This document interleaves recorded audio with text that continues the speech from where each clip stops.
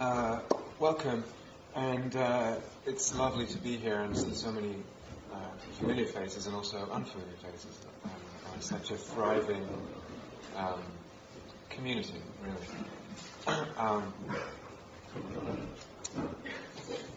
Let's see.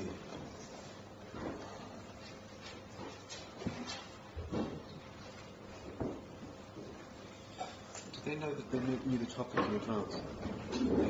I actually changed the topic. I don't know when that was. I was going to do something completely different, but it felt too big and too different and too much of a stretch, really, for now. So I postponed that for next year. And I changed it to emptiness. So if you knew that will be the topic today, this theme of emptiness, Buddhist theme of emptiness. That's also huge. So it's a bit crazy what we're doing today. It's a bit, mad of me to try and approach this in one day, but why not? Let's be a little bit mad. It has its risks, but it seems to me worth it, and for different reasons.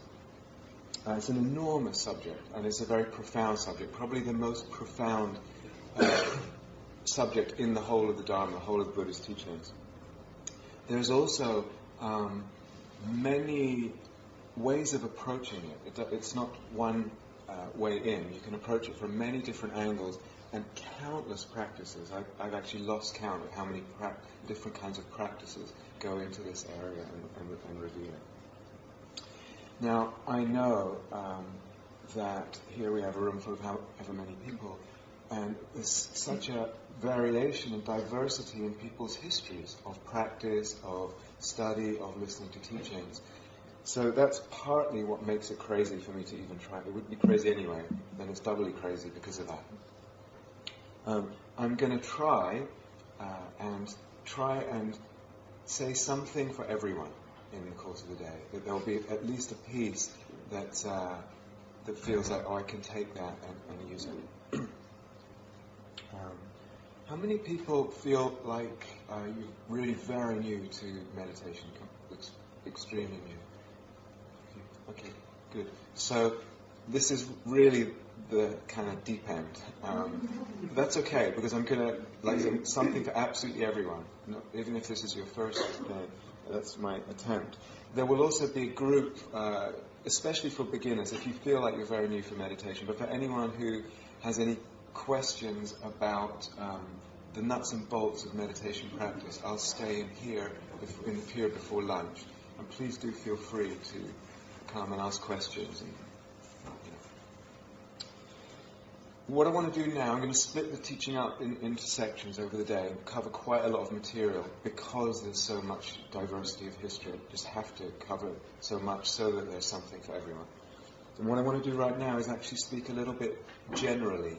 So just for a few minutes it might seem a little bit abstract, and then I really want to ground it in specifics in terms of our life and what we struggle with and our practice and things that we can do. It's very much the specifics of practice, but a little bit general at first. I want to cover today, let's say, three very specific practices that you can take away and plug in and use and hopefully feel the fruit of. But I want to weave them together so they're not disparate, they actually connect very much together. And I'm supporting them all is a common principle. So as much as these specific practices, I also want to communicate this common principle underpinning them all. And that's as important as the specifics of the practice. So there's kind of different levels going on here. Okay, let's talk a little bit generally about this emptiness, its voidness, it's sometimes called. Do people need to be greeted, or?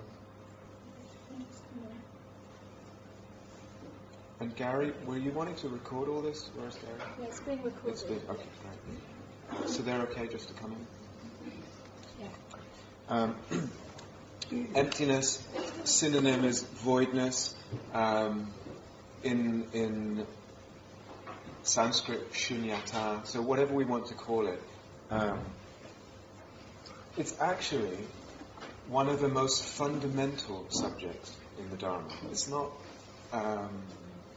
people don't often think about it that way. You tend to think, oh, it's some optional thing for really advanced people, and maybe some people get into it, but actually something else is the fundamental. I actually think it's underpinning, it's the fundamental teaching of the whole Dharma, right from the beginning, not just for advanced people living in caves, etc. Often, though, especially in this tradition, which we might call the insight meditation tradition, it's quite common that people have actually not heard much about emptiness. So they might have heard the word, not quite sure what it means, maybe a little bit here and there, or actually nothing at all. So that's quite common. A person, even years of practice, years of coming to retreats, and just not encountered this most fundamental of all Dharma subjects and beings. In the insight meditation tradition, some of you have a lot of experience in this tradition, some of you are quite new. I would say that one of the strengths of this tradition, it's my, if you like, root tradition, one of the strengths is that what we kind of do is, like today, we put people in a room and we say, shut up. And then we say, watch what's going on, pay attention, and keep quiet. And a person in that over days or over a day or on a retreat starts encountering not just the breath, we say try and stay with the breath, but you encounter all kinds of other stuff. Inner experience, inner difficulties, body pain, all kinds of stuff. One of the strengths of this tradition, I think, is that we're really good at helping people, supporting people to be with their experience, to meet their experience in ways that are helpful. So there's a real emphasis on what's the experience right now. This heartbreak, this sadness, this joy, this boredom, this restlessness, this aching body, this whatever it is. And can you meet that? Moment to moment, can you meet that? And then what's next? And can you meet that? That's a great strength because it's immediate and it's relevant. It's now, what's happening, it's practical. It's also the great weakness of the insight meditation tradition because we're so much this experience and the next experience of being with the next experience and then the next experience that sometimes it's actually really common for a person, for instance, not to have heard much about emptiness, not to have a real sense of what is the long trajectory of this path. Where are we going? What's the point? Is the point of the path really to be with this, and then to be with that, and then to be with the next thing, and to open to the next thing, and then the next thing, and then the next thing? Might it be that something gets missed when we teach that way, which is how we tend to teach? When we do, be with this, be with that, be mindful of this, be mindful of the next thing, it's possible that something, how could we say, the nature of experience, the nature of what is, we say be with what is, open to what is, love what is, etc. But all the time in that, the nature of what is goes unquestioned for the most part. It's just, its reality is a kind of given. So, in a way, this being with becomes kind of a goal, either explicitly or implicitly. But as I said, the experience, its reality is given, it's not questioned. Emptiness teachings, that level of Dharma teachings, is actually starting to question the fundamental reality of our experience. It's aiming at a whole other level. And we can understand something about the nature of experience, something radical, remarkable, amazing about the nature of all experience, and that understanding brings a whole other level of freedom. Talking generally now, but I hope this makes some sense. Yes?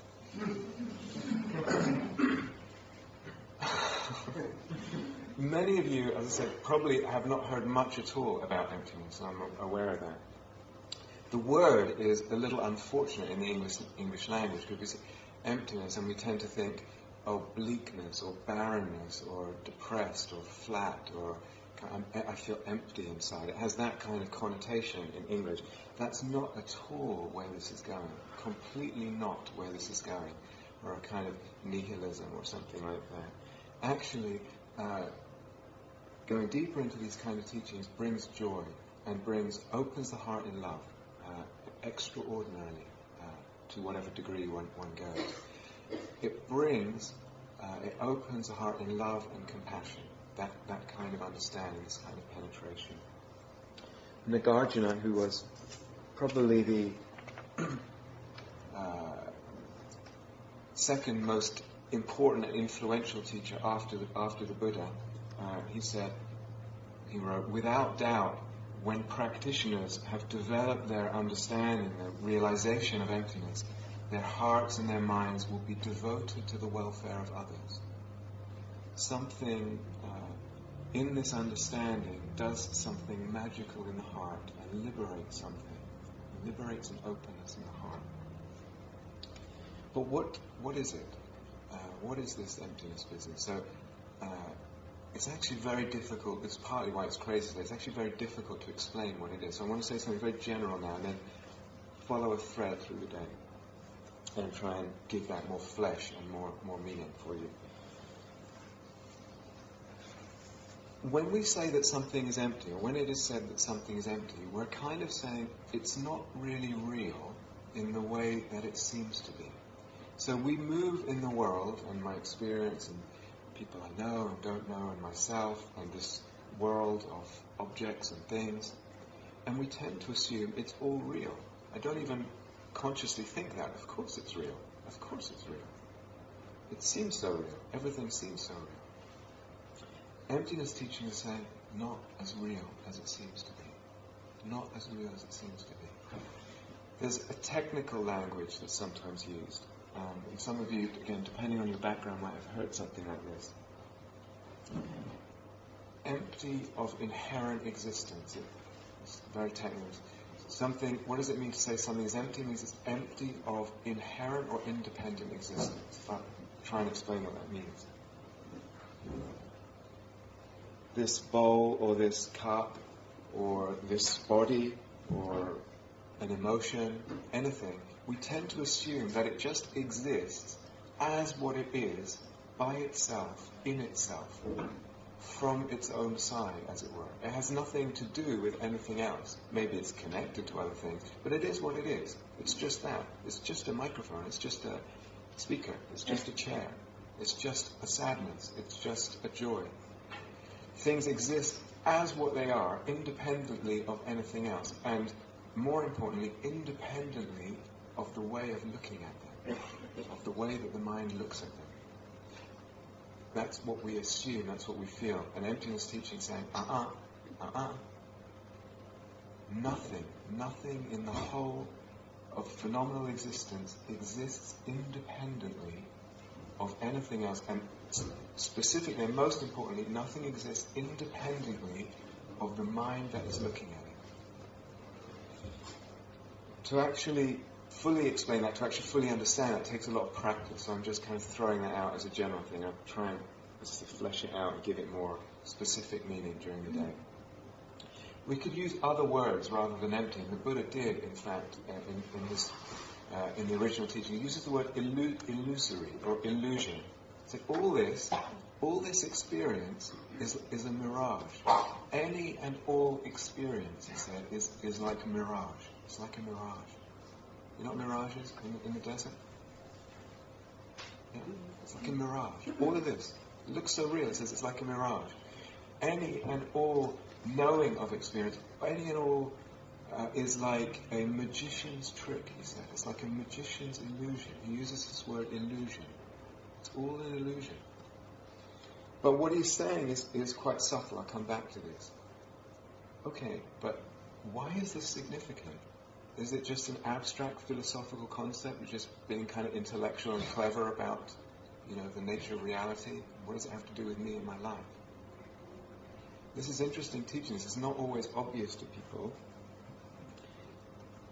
That in order to struggle with something, in order to suffer, in order to have what the Buddha calls dukkha, dis-ease, I need to have this belief in the reality of things. When I see that they're not real, when I understand that, I undermine suffering at the deepest possible level. Do you see that that might be the case? It's like well, I don't know what's behind me, but if suddenly it was a recorder, and then we heard this, huge growl, roar, and a lion's roar, and you think somehow a lion has showed up in Golders Green, and there would be fear, but then we understand, it's a recorder. Very limited analogy, but the suffering, the fear, depends on the belief in reality, right? That's why this is not at all abstract. So try and keep that through the day. If it sounds like, I'm not sure what he's talking about, etc., it's really not abstract. We're really talking about what is it that causes us suffering, most fundamentally. When I understand that things are not real, I automatically, the grasping, the struggle with things, the suffering, the dis-ease goes. It dissolves to some extent. But this business of illusion is quite subtle, what the Buddha is saying. A guy called Kachayana stopped him one day and said, do things exist? Or do they not exist? And the Buddha actually answered, that things exist, Kachayana, is one extreme. It's one extreme. That they do not exist is another extreme. But I, the Tathagata means the Buddha, I, the Buddha, accept neither is nor is not. And I proclaim the truth of the middle way. So he's not just saying it doesn't exist at all. Something quite subtle is being beyond our usual notions of exist and not exist. Okay? So speaking generally now, I want to unfold the specifics of this as we go. Now, probably a lot of you have heard, actually, how many people have come across some kind of teaching that says the ego or the self is kind of illusory or empty or something like that? Yeah, quite a lot. Good. That's kind of standard for people to have heard, maybe not quite understand what it's saying, but to have heard that. In some sense, the self or the self sense is empty, is illusory. But the fuller teachings are saying not just the self, not just this ego, but everything, all phenomena, everything. The self, these objects, the speaker, the bell, the body, perceptions, thoughts, emotions, time and space, even this present moment, not just past and future, but the present as well. Illusion, the now, awareness, illusion. Something quite radical is being pointed to at its deep end. Any sense of subject and object, magical illusion. So when we talk about emptiness, there are levels of understanding. That's the deep end, and we can talk, and I want to start today when we get more specific on the very much more shallow end and see that it leads deeper.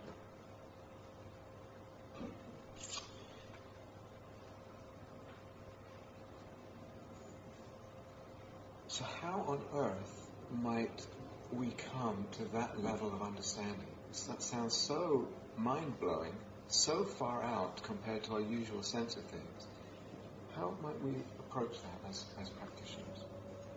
I want to take one kind of wide approach today, which I kind of feel is one of the original ways the Buddha taught this. This word illusion, illusory, and let's see. Have you ever had the experience that you're in a certain mood, and then the mind, through that mood, catches hold of something in yourself or in the environment or in another person, latches onto that thing and starts obsessing about it, and then the next thing that happens is you go round and around in a circle and you're spun in a vortex obsessing around that thing, and it's getting really, really uncomfortable and cramped. Yes?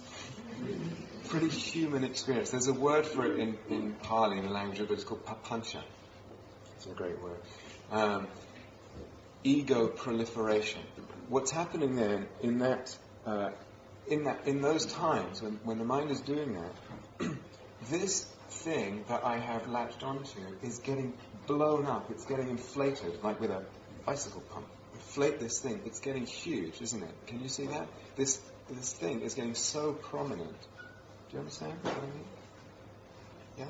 This, whatever it is, I'm obsessing about it, it's circling around, and through that, the actual sense of the thing is getting inflated. It's getting, we could say, constructed. I'm constructing the sense of this thing. At the same time, and sometimes we realize this and sometimes we don't, the self-sense is also getting constructed and self-views. I am like this, or that person is like that. So a rigidifying of self-view, but also a pumping up of the very sense of self. It starts to feel more solid, this self, as well as this thing that I'm obsessing about. More contracted, more separate. Does this make sense? Yeah?